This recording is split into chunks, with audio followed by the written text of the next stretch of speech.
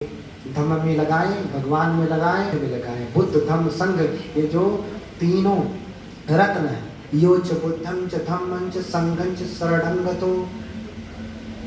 जो बुद्ध के धम्म की संघ की शरण जाता है तो वो कभी भी दुखी नहीं होता। क्यों? क्योंकि बुद्ध की शरण गया तो ज्ञान की शरण गया, धम्म की शरण गया तो ये धर्म जो अभी इतना देर तक बताया हूं आपको, वो जान जाएगा क्या सही है, किं कुशलम किं अकुशलम पඤ्याति पजानाति। जान जाएगा क्या कुशल है क्या अकुशल है प्रज्ञा से अपनी, तो कुछ बुरा करेगा? अरे जो जान गया कि ये तवा गर्म है तो कोई सठियाया ही होगा जो छू लेगा। हाँ, जिसकी मति मारी गई होगी वो छू लेगा। मति कब मारी जाती है? मति कब मारी जाती है? 60 के बाद। इसीलिए कहते हैं सठिया गए। क्या कहते हैं? अक्सर देखिए 60 के बाद जो है उनका दिमाग बच्चों जैसा हो जाता है, तो इसलिए कहते हैं सठिया गए। ये कोई गाली नहीं, यानी 60 के हो गए। 60 के बाद बुद्धि बच्चों जैसी हो जाती है, कुछ अच्छा बुरा समझ में नहीं आता। तो इसलिए आप कहाँ श्रद्धा करें? अगर आपने श्रद्धा को छोड़ दिया तो ये समझ लीजिए कि आपने जड़ों को पानी देना बंद कर दिया। पानी आप पत्तों पे डालेंगे तो पेड़ वृद्धि करने वाला नहीं। इसलिए आचार्य सुघोष ने कहा कि श्रद्धांकुरम इमं तस्मात् वर्धयितुमर्हसि तद विरुद्धो वर्धते धर्मो मूल वृद्धो यथा द्रुमः। अगर जड़ में पानी देंगे, जड़ में खाद देंगे तो जड़ मजबूत होगी। तो क्या मजबूत होगा? पेड़ मजबूत होगा। ऐसी श्रद्धा जड़ है, अगर जड़ मजबूत होगी तो क्या होगा? तद विरुद्धो वर्धते धर्मो। अगर श्रद्धा बढ़ेगी तो आपके भीतर क्या बढ़ेगा? धम्म बढ़ेगा, धर्म बढ़ेगा। जैसे जड़ बढ़ेगी तो वृक्ष बढ़ेगा, वृक्ष अच्छा होगा, स्वस्थ होगा। एक बड़ी सुंदर कहानी है। एक बार एक माली ने अपना एक उपस्थायक रखा, किसको? बंदर को। अक्सर लोग जानवर पालते हैं ना, अब तो कुत्ते पालते हैं, बिल्ली पालते हैं। क्यों? क्योंकि आदमी तो इसके ऊपर भरोसा ही नहीं रहा, क्योंकि मनुष्य ने अपनी मनुष्यता खो दिया है। अब वो प्रशंसा के काबिल नहीं रहा, विश्वास के काबिल नहीं रहा। लोग फोन करते हैं कि अरे टॉमी घर पे है? नहीं नहीं भैया, अरे टॉमी है कि नहीं? हाँ है, तो घर सुरक्षित है। क्यों? क्योंकि भैया का क्या भरोसा? भैया आदमी है और टॉमी कुत्ता है। हाँ, एक बात आपको सीखनी चाहिए जानवरों से। जानवरों को आप इतना भी खिलाएं चाहे इतना खिलाएं, वो आपको प्यार ही करता है। भाई भाई में आज बड़ा दरार है, बाप बेटी में बड़ी दरार है, पड़ोसी पड़ोसी में बड़ी दरार है। कहते उसको ज्यादा मानते, उसको कम मानते। कुत्तों, आपने 2 कुत्ता पाला, एक को कम खिलाइए, एक को ज्यादा खिलाइए, तो ऐसा नहीं होगा कि जिसको आपने कम खिलाया हो आपको मानना छोड़ दे। ऐसा होता है? नहीं। तो एक गुण कुत्ते से सीखने वाला है, जानवरों से सीखने वाला है कि आप उसे चाहे थोड़ा खिलाइए चाहे ज्यादा खिलाइए, वो आपको उतना ही प्यार करेगा। लेकिन आदमी को पूरा जीवन लुटा दीजिए, सारी दौलत दे दीजिए अपने बेटों को, लेकिन वो आपको प्यार करने वाला नहीं। इसलिए कहते हैं कि अरे टॉमी है घर पे कि नहीं? किए हुए हैं, अपने कर्मों को धारण किए हुए हैं। जैसे मैंने कहा कि शरीर का क्या करेंगे, तो शरीर से कर्मोपकरणम तो मनुष्याणाम शरीरकम। आपका शरीर अच्छा कर्म करने के लिए। कुत्ता तब भी वफादार था, बिल्ली तब भी वफादार थी, आज भी वफादार है। बदला क्या? कुछ नहीं। लेकिन आदमी तब वफादार था, अब नहीं रहा। अब उसके भीतर धूर्तता आ गई, राजनीति आ गई, सठता आ गई, बहुत सारे अवगुण आ गए, बहुत सारी बुराई आ गई। इसलिए लोग कहते हैं अरे आदमी है कि जानवर है। तो ये परिभाषा आप बदल दीजिए। क्यों?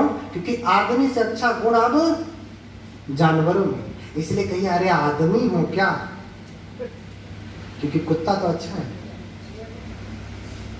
जानवर तो अच्छा है, ईमानदार है, कुछ भी हो जाए आपको कभी धोखा देने वाला नहीं है। लेकिन आपका भाई आपके पीठ पीछे आपकी जड़ें खोद डालता है, आपकी नस नस उखाड़ के फेंक देता है, तो आदमी आपका भाई है ना। तो उदाहरण ये मत दीजिए कि अरे जानवर हो क्या, किसी को गुस्सा होना हो तो कहिए अरे आदमी हो क्या। क्यों? क्योंकि जानवर तो अच्छे हैं। जानवर क्या है? अच्छे हैं। मैं अपनी कहानी भी आता कि एक माले में एक बंदर पाला। बंदर है तो जानवर ना, बड़ा अच्छा, साथ में हमेशा सहायता करता, सहयोग करता। मालिक को भरोसा हुआ कि बंदर अच्छा है, मेरे ना रहने पे ये पूरी जो है बागवानी की देखभाल करेगा, जितने फूल लगाया हूँ सबकी देख रेख करेगा। इसलिए वो कहता है देख भाई, मैं जा रहा हूँ तीर्थ यात्रा पे, 10-12 दिन में आऊंगा, तुम एक एक फूल की जड़ में पानी देना। क्या करना? एक एक फूल की, एक एक वृक्ष की जड़ में पानी देना। और जड़ में पानी दोगे तो वृक्ष कभी भी, फूल कभी भी मुरझाएगा नहीं। ये बता करके तो माली चला गया। और बंदर इतना बुद्धिमान जितना माली कभी सोचा भी नहीं। माली के जाने के बाद उसने क्या किया, एक एक फूल उखाड़ उखाड़ करके उसकी जड़ में पानी दे करके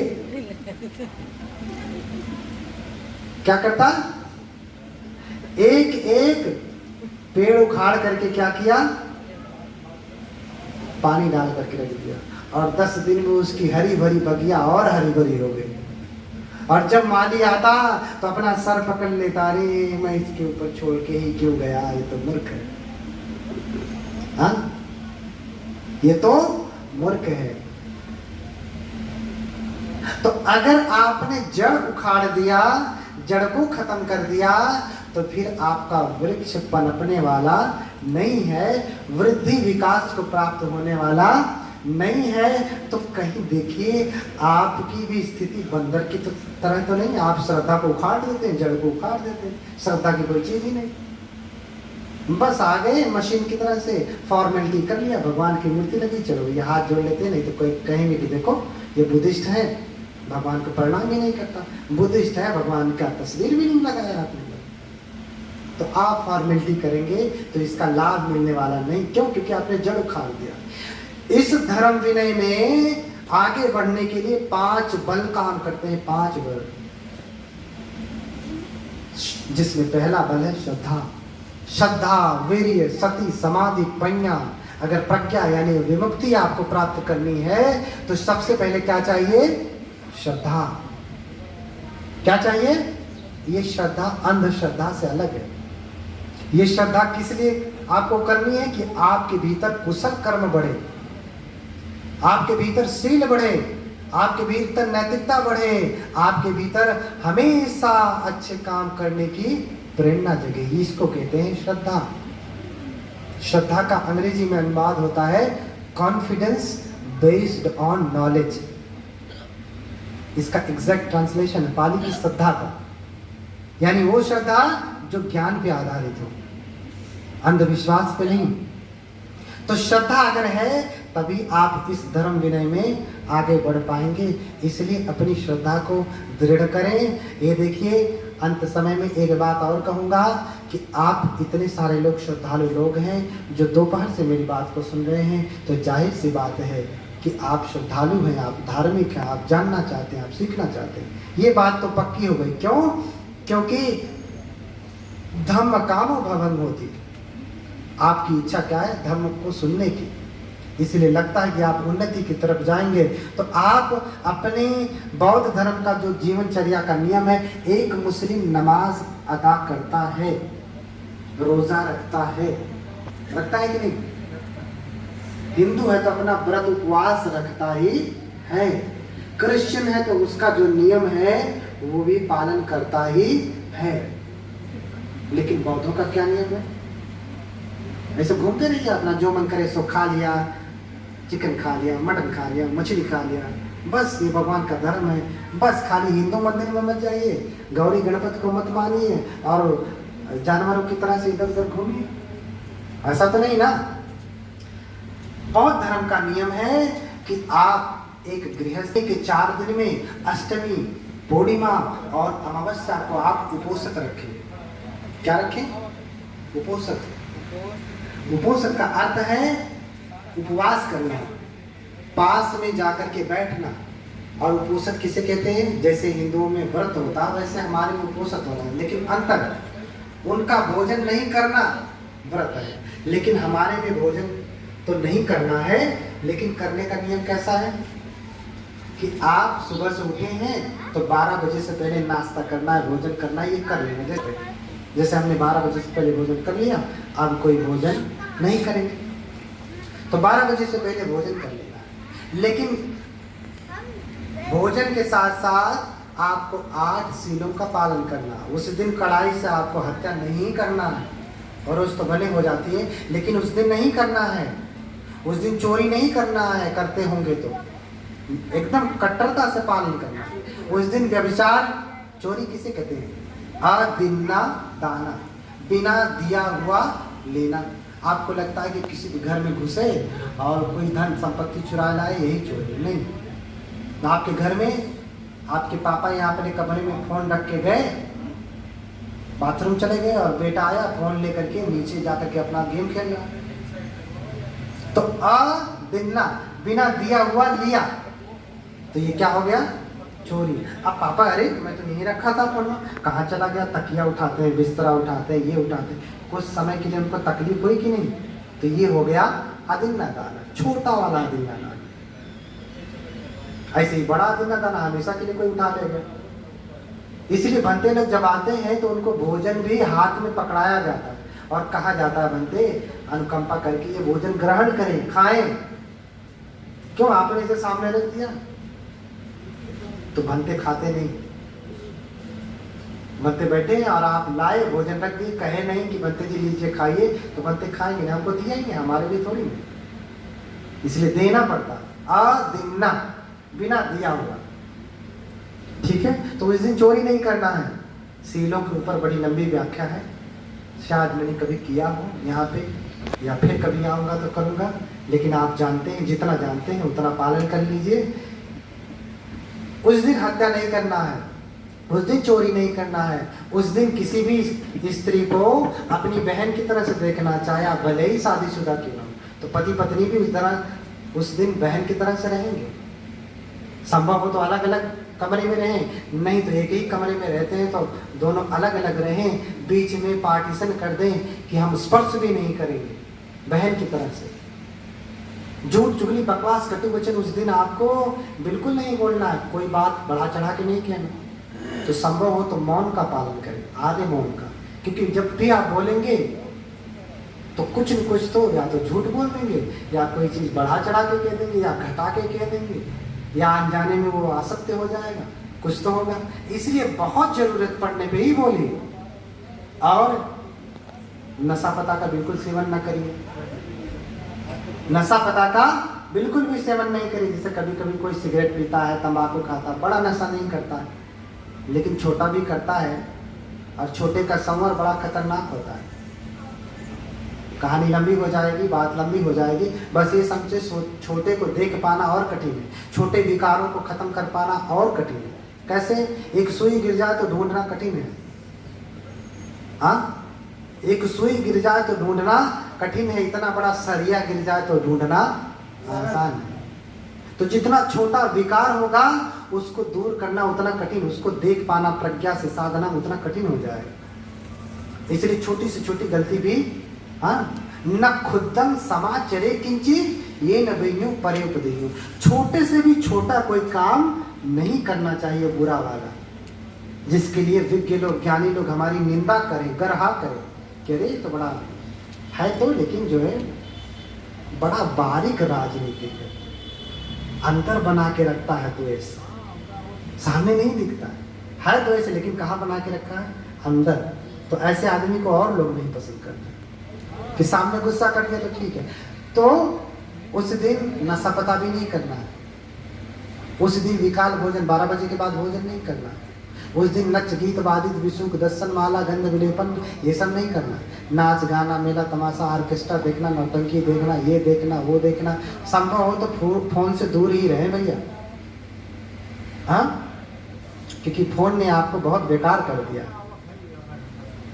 फोन ने आपको बहुत बेकार कर दिया। फोन से अच्छी चीज कम देखते हैं लोग, बुरी ही ज्यादा देखते हैं। अच्छा कम करते हैं, बुरा ज्यादा करते हैं ज्यादातर लोग। इसलिए फोन से दूर ही रहें, क्योंकि जब भी कुछ करेंगे तो गाना आएगा, वीडियो आएगा, कुछ न कुछ आएगा। तो फोन से दूर रहें।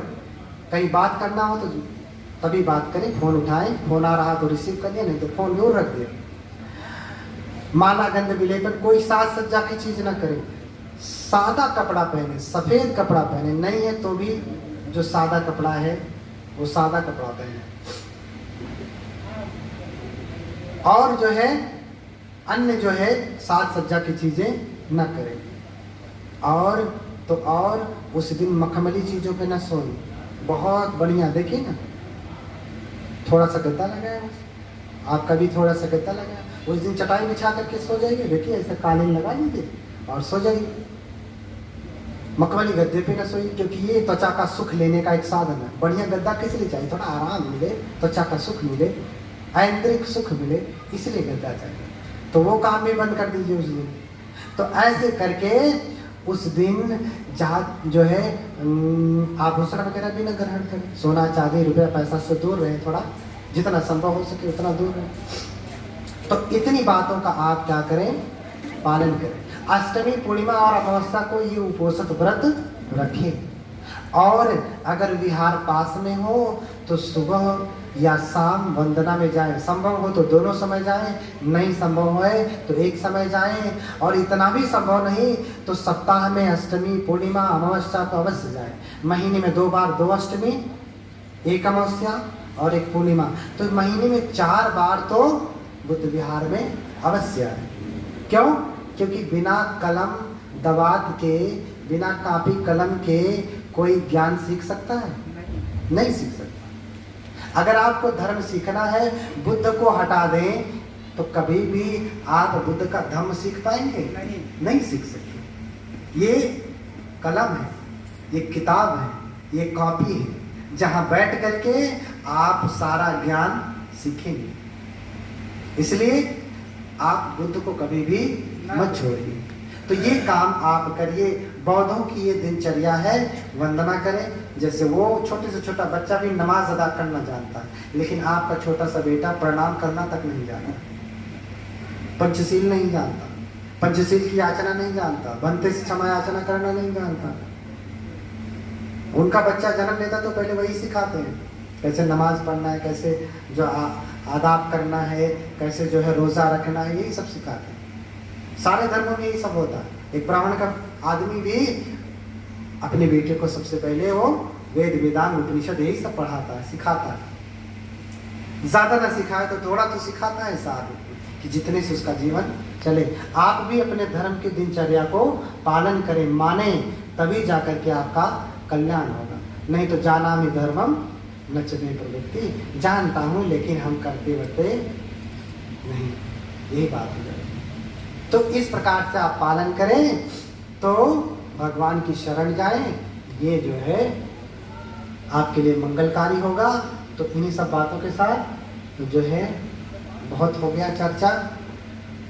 न तेन धम्मधरो यावता बहुभाषति योपि अपम विशुद्धान धम्मं कायेन पश्यति सावे धम्मधरो होती। बहुत बोलने से, बहुत सुनने से कोई धार्मिक नहीं होता। आप जो थोड़ा सुन करके, योपि अपम विशुद्धान, जो थोड़ा सुन करके पालन करता है, थोड़ा सुन करके जो पालन करता है, धारण करता है, वही धर्मधर होता है। तो बहुत सुना दिया आपने, थोड़ा नहीं सुना, बहुत सुना दिया। अब जितना आपने सुना है उसमें से जो जो अच्छा लगे, जो जो अच्छा लगे, क्या सब भगवान की वाणी कहा। अब आपके अनुसार आपको अच्छा लगे बुरा लगे तो वो आपकी बात है, नहीं तो भगवान का सारा धर्म, वो चाहे आदि का हो, चाहे मध्य का हो, चाहे अंत का हो, वो सब कल्याणकारी है। इसलिए मैंने अपनी एक बात भी नहीं कही है, भगवान के श्लोक का, भगवान के वचन का अर्थ समझाने के लिए मैंने अपना उदाहरण दिया है, लेकिन मैंने अपना वचन नहीं कहा। और तब सब्बदानं धम्मदानं जिनाति तब होता है जब उसमें सूत्र हो, गेय हो, वेदंड हो, गाथा हो, उदान हो, इतिवृत्तक हो, अद्भुत धर्म हो, जातक हो, निर्देश हो, ये नवंग सत्तु शासन हो, तब जाकर के वो सब्बदानं धम्मदानं जिनाति होता है, सबसे बड़ा दान होता है। उस दान का महान फल होता है, देने वाले को भी फल मिलता है, सुनने वाले को भी फल मिलता है, जो दिलवाता है उसको भी फल मिलता है। तो ये धर्म का दान मैंने आप लोगों को किया, लेकिन कैसे किया? मुझे बुलाया किसने? मुझसे ये धर्म दान करवा कौन रहा है? खासकर ये देखिए, उम्र इतनी हो गई लेकिन हमसे ज़्यादा एक्टिव, आपसे ज़्यादा एक्टिव, फुर्र से यहाँ फुर्र से वहाँ। क्यों? क्योंकि साधक और साधना जो करता है उसकी ऊर्जा उसके शरीर में बनी रहती, कोई टेंशन नहीं, कोई फिक्र नहीं। अरे रोग तो आता रहता है, बीमारी आती रहती, सब आता जाता रहता। अरे दिन होता तो रात नहीं होती, हाँ? तो जो सुख है तो दुख नहीं होगा, ये कैसे हो सकता है? चित्तं यस्य न कंपति अशोकं विरजं खेमं एतं मंगल मुत्तमं, जिसका हृदय लोक धर्म में कंपित नहीं होता, लाभ हो, हानि हो, जय हो, पराजय हो, यश हो, अपयश हो, सुख हो, दुख हो, इन लोक धर्मों में जिसका मन कांपता नहीं, सुख आए नाचे नहीं, दुख आए नहीं रोए, दोनों में समता रहे तो ही मंगल होए। तो बोलिए भगवान बुद्ध की, और जोर से बोले भगवान बुद्ध की, और जोर से बोले भगवान बुद्ध की। चलिए, बहुत बहुत धन्यवाद।